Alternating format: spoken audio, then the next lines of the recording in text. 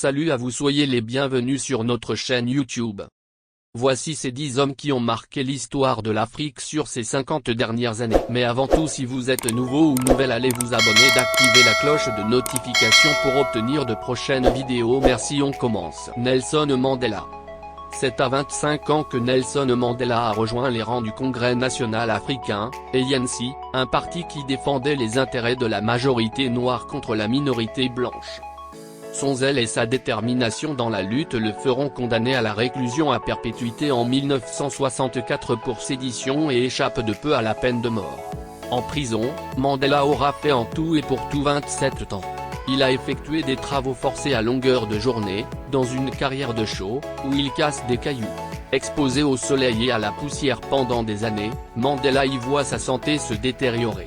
En prison où les lois de la ségrégation sont appliquées, Mandela continue la résistance et cherche à pénétrer l'âme de ses ennemis africains et, étudiant leur histoire et leur langue, dans le but d'établir un dialogue avec eux. De l'autre côté, son emprisonnement lui confère une notoriété internationale.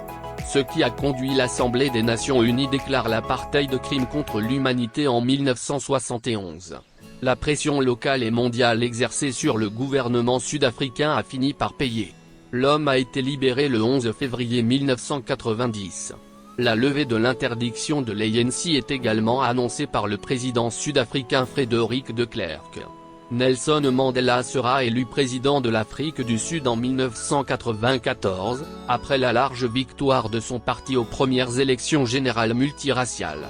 Il préside ainsi le premier gouvernement non racial du pays, composé d'une coalition entre l'ANC, le Parti national et le Parti Zulu Inkatha Freedom Party, et prône la réconciliation entre les races. 5 ans après, Nelson Mandela a refusé de briguer un second mandat et quitte son poste en 1999, préférant s'éloigner de la vie politique pour se consacrer à ses proches et à sa fondation. Mandela est une icône mondiale de la réconciliation. Plusieurs personnalités du monde lui ont rendu des hommages lors de sa mort le 5 décembre 2013. L'ancien Premier ministre congolais a marqué l'histoire de l'Afrique de par son engagement en faveur du peuple congolais qu'il voulait délivrer complètement de la domination des Blancs. De plus, son engagement en faveur du panafricanisme n'est pas à négliger.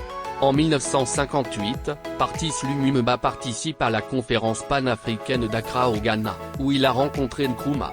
Cette rencontre donne du tonus aux idées panafricanistes du Congolais qui fraternise avec des pionniers du panafricanisme comme Nasser, Nkrumah et Sékou Touré qui voulaient la liberté totale de l'Afrique.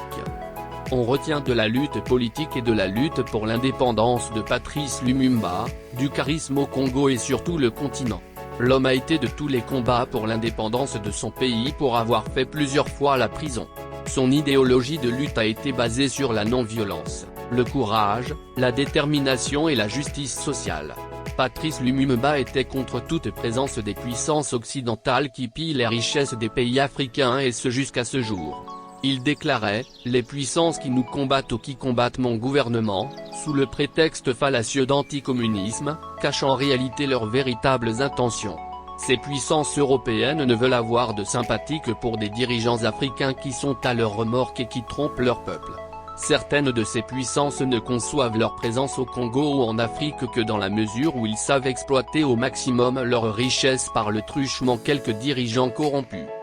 Mais comme le blanc sait le faire comme toujours, Patrice Lumumba a été assassiné sur ordre du colonisateur le 17 janvier 1961, soit exactement 53 ans de cela. Mais il est resté à jamais dans l'histoire de l'Afrique parce que son combat a été noble. Thomas Sankara. L'ancien président burkinabé est un anti-impérialiste, panafricaniste et tiers-mondiste burkinabé. Dès son arrivée au pouvoir, il change de nom à son pays qui s'appelait à l'époque la Haute-Volta. Au pouvoir en 1984, Thomas Sankara conduit une politique d'affranchissement du peuple burkinabé.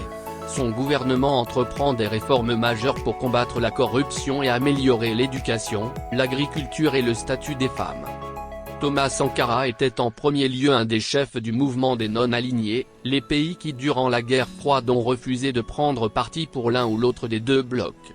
Thomas était contre le colonialisme et le néocolonialisme des pays occidentaux et particulièrement de la France en Afrique. Il est l'un des meneurs de la dernière révolution de l'Afrique progressiste, opposée à l'Afrique modérée. Il est considéré par certains comme le Che Guevara africain. Et comme la France n'aime pas avoir la honte, son assassinat sera commandité par un coup d'État qui amène au pouvoir Blaise Compaoré, le 15 octobre 1987. Cheikh Anta Diop. Cheikh Anta Diop est un historien, anthropologue et homme politique sénégalais. Il a mis l'accent sur l'apport de l'Afrique et en particulier de l'Afrique noire à la culture et à la civilisation mondiale. Si une grande partie de ses thèses, en particulier au sujet de l'Égypte antique, sont considérées comme dépourvues de fondements solides, Cheikh Anta Diop a toutefois eu un indéniable rôle de visionnaire en ce qui concerne la place de l'Afrique dans l'histoire. Auteur de Nation nègre et culture considéré comme un texte majeur dans la renaissance du monde noir. À travers ses ouvrages, il réinvente, au cœur des luttes de l'après-Seconde Guerre mondiale, l'Antiquité négro-pharaonique à la suite du Jamaïcain Edward Wilmot Blyden et de Marcus Garvey. Il est considéré comme le restaurateur de la conscience noire dans l'histoire mondiale. Dans un contexte de marginalisation accélérée du continent, ses travaux, qui marquèrent le retour de la conscience historique de l'Afrique, appellent à la permanence du combat contre les racismes sous toutes leurs formes. Kwame Nkrumah, le promoteur des États-Unis d'Afrique. Ce grand homme africain est un indépendantiste et panafricaniste ghanéen. Kwame Nkrumah qui a mené une autre lutte avec le colonisateur anglais pour mener son pays à l'indépendance. Monsieur Nkrumah a dirigé le Ghana indépendant en tant que Premier ministre de 1957 à 1960, puis en tant que président de 1960 à 1966 avant sa destitution par un coup d'État. L'ancien président ghanéen est l'un des pionniers du panafricanisme. Déjà en 1945, il participe à l'organisation du Congrès panafricain. Dans sa gestion du Ghana en tant que Premier ministre, il avait adopté une politique d'africanisation de l'administration, de panafricanisme et d'anticommunisme. Il décide de développer les infrastructures de son pays grâce aux excédents de l'Office de commercialisation du cacao. Le jour même de l'indépendance, le 6 mars 1957, il décide d'abandonner le nom colonial du pays au profit de l'actuel, en hommage à l'Empire du Ghana. Au niveau du continent, il a revendiqué l'indépendance immédiate de l'Afrique et apprenait la formation d'une identité supranationale, les États-Unis d'Afrique qui permettrait au continent de devenir l'une des plus grandes forces du monde. En mars 1963, il participe activement à la rédaction de la charte de l'Organisation de l'Unité africaine, même si son idée de créer un gouvernement central africain n'est pas retenue. Des années après sa mort, ses idées de panafricanisme sont encore évoquées et l'homme est toujours présent dans l'histoire africaine malgré les dérives autocratiques de son pouvoir qui ont conduit à sa chute. Mouammar Kadhafi, le guide libyen. Mohamed Kadhafi est l'un des hommes qui ont marqué l'Afrique de par leur détermination pour la liberté de l'homme noir. Mais pendant longtemps, il a été présenté comme un dictateur parce qu'il ne donnait pas la parole à son peuple, qui vivait vraiment bien.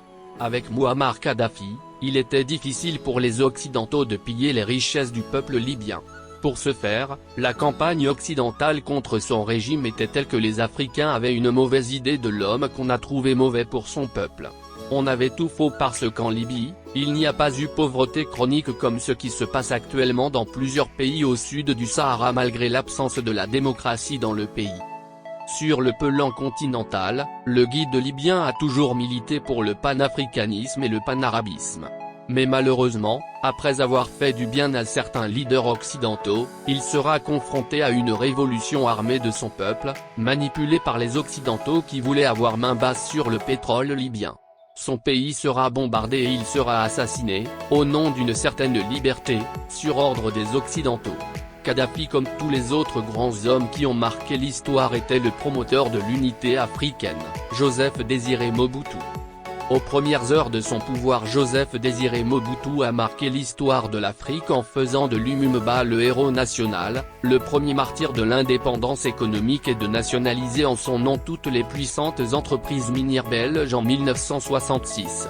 Également en 1971, l'année des 3 Z, il renomme à la fois le pays, le fleuve et la monnaie sous le nom de Zaïre. Un de ses souhaits est que le pays retrouve sa culture profonde, c'est alors la zaïrianisation, c'est-à-dire la décolonisation culturelle.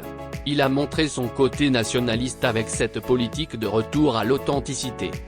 Mais déjà dès le 2 juin 1966, il commence par sombrer dans la dérive autocratique. Il fait arrêter 4 anciens ministres accusés à tort de complot ainsi que l'ancien premier ministre Evariste Kimba. La population congolaise cessa de l'acclamer et tout le monde a eu peur. En 1969, il fait écraser une révolte estudiantine. Les cadavres des étudiants abattus sont jetés dans des fosses communes et 12 étudiants sont condamnés à mort. L'université est fermée pendant 1 an et ses 2000 étudiants enrôlés dans l'armée pour apprendre à obéir. Il instaure un régime autoritaire à parti unique, le mouvement populaire de la Révolution, et en devient le maréchal président en 1982. Les méthodes du régime et le non-respect des droits de l'homme le déconsidèrent aux yeux des démocraties. Avec la chute du mur de Berlin, il sera acculé par son peuple dans les 1990 et sera contraint d'organiser la conférence Nations souveraines. Il sera affaibli jusqu'à la fin de son règne par son opposition mais aussi le cancer de la prostate qui finira par avoir raison de lui, après son renversement par Laurent Désiré Kabila. Sur le continent, beaucoup pensent que Joseph Désiré Mobutu n'a pas été d'un atout positif pour l'Afrique avec sa terrible dictature. De plus, il s'est mis à la solde des Occidentaux pour éliminer Lumumba et d'autres nationalistes congolais. Au pouvoir, il a été le pion des puissances occidentales contre les autres mouvements indépendantistes du continent, notamment en Angola. Gamal Abdel Nasser, grand nationaliste et panafricaniste qui s'est toujours battu pour le mouvement des non-alignés durant la guerre froide. C'est grâce à lui que l'Égypte pouvait prétendre à un semblant d'une totale indépendance. La neutralité de l'Égypte durant la guerre froide causa des tensions avec les puissances occidentales qui refusèrent de financer la construction du barrage d'Assouan. Nasser répliqua en nationalisant la Compagnie du Canal de Suez en 1956. Il s'est illustré sur le continent africain avec sa participation au sommet de panafricanisme organisé par Kwame Nkrumah à Accra. Dans sa logique du panafricanisme, il va prendre la famille de Patrice Lumumba, le héros congolais, et élever ses enfants. Robert Mugabe. Le président Robert Mugabe est un héros de l'indépendance de son pays, le Zimbabwe. Avant lui, le Zimbabwe, à l'époque la Rhodésie, note de la rédaction, vivait sous l'apartheid de Ian Smith. Après des années d'exil au Ghana, Robert Mugabe, il est inspiré par le panafricanisme du président Kwame Nkrumah. Pour l'obtention de l'indépendance du Zimbabwe, il a bouté les Britanniques dehors par les armes. Robert Mugabe a chassé le dictateur de son pays car les accords de Lancaster qu'il avait négociés prévoyaient une réforme agraire et Mugabe estimait que les Anglais devaient financer cette réforme et les Anglais ne voyaient pas les choses ainsi. C'est grâce aux personnalités comme Mugabe que la région de l'Afrique australe a connu le vent de la décolonisation. Même si depuis quelques années, son pouvoir commet des dérives autocratiques avec plusieurs cas de violation des droits de l'homme. Léopold Sédar Senghor. Il est un grand poète, écrivain, homme politique sénégalais et premier président de la République du Sénégal. Il approfondit le concept de négritude, notion introduite par Aimé Césaire, et créa le mouvement de la négritude. Senghor est un fervent défenseur du fédéralisme pour les États africains nouvellement indépendants. Premier président de la République du Sénégal, il est l'auteur de l'hymne national sénégalais, le Lion Rouge. Il a géré le Sénégal avec sa notion de démocratie acquise en France de par les postes ministériels occupés avant son retour au Sénégal. Il a défendu un socialisme africain qui doit voir le jour après avoir réussi la décolonisation sans violence et de parvenir à une décolonisation culturelle et économique en contestant le système impérialiste qui pèse sur les pays producteurs. Il est le symbole de la coopération entre la France et ses anciennes colonies pour ses partisans ou du néocolonialisme français en Afrique pour ses détracteurs.